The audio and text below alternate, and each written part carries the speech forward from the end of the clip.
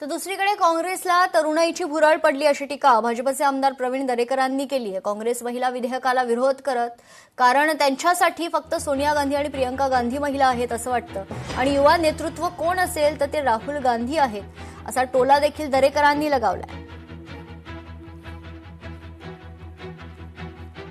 महिलांच्या संदर्भात आपण बोलत असताना महिला आरक्षणाला, महिला विधेयकाला आपण त्या ठिकाणी विरोध करणार। महिलांना नेतृत्व द्यायची संधी आली की या देशात फक्त सोनिया गांधी महिला आहेत, त्याच्यानंतर प्रियंका गांधी आहेत।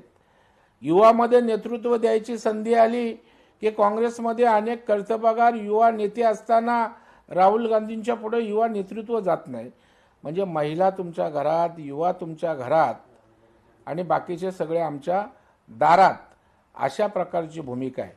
परंतु भारतीय जनता पार्टीने कधीच सत्तेची पदं, नेतृत्व घरात किंवा व्यक्तीच्या भोवती केंद्रित ठेवलं नाही। लोकशाही मराठी ऐका, पहा, जागरूक रहा।